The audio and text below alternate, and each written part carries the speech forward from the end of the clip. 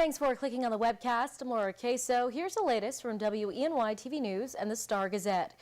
We begin this morning with a death in Bradford County. A Missouri pipeline worker was killed Wednesday by a falling tree at the Madigan well site in Burlington Township.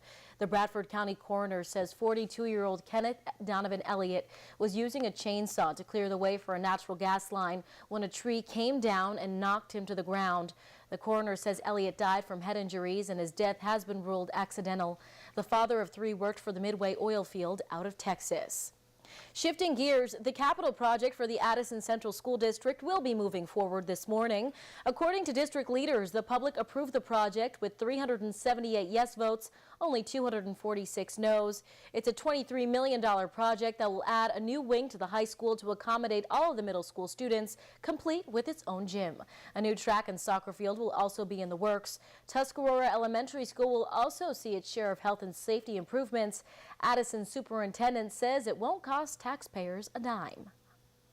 So we're combining some local reserve monies with a very favorable state aid reimbursement to be able to do this work at no additional cost to the taxpayer. And the superintendent says he's ecstatic with the results, saying it's a huge first step for the district and the future generation of students in Addison. Construction on the project is scheduled to begin in early spring of 2014 with an opening in September of 2015. Well, a new plate reading technology is helping police in Tompkins County keep violators off the roads.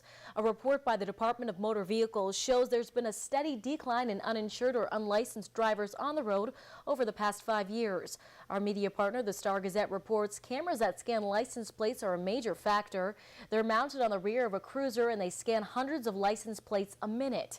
The $10,000 cameras are also used to track missing or wanted people.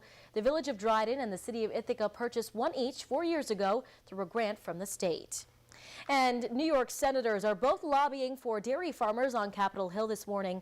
Senator Chuck Schumer is calling on the House of Representatives to temporarily bring back a program that protected 5,400 dairy farmers in upstate New York when feed costs jumped. Schumer says the House needs to take action before a big spike in milk prices.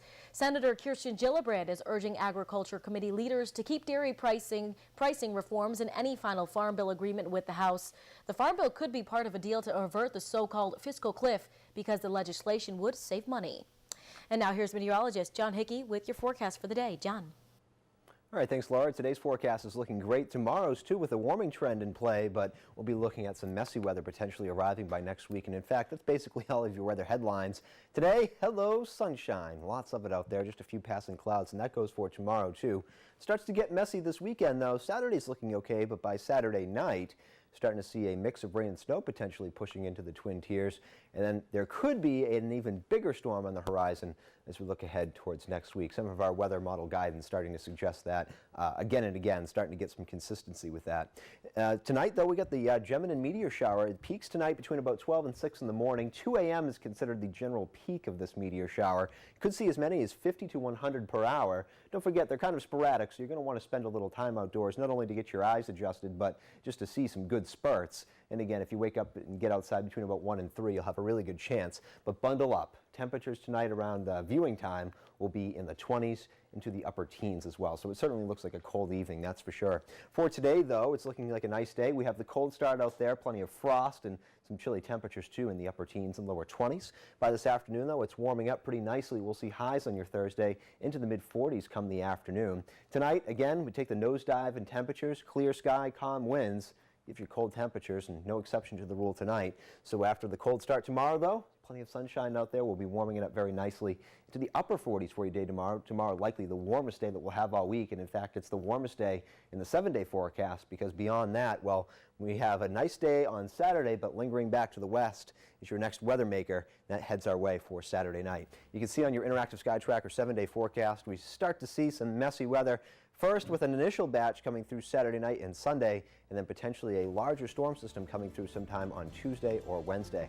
That's your forecast. Here's Laura. All right, it's going to be chilly. Thanks so much, John. For the latest news, weather, and sports, be sure to watch WENY TV News in high definition. That's at 5:30, 6, and 11. And don't forget to pick up a copy of today's Star-Gazette. I'm Laura Queso. Have a great day.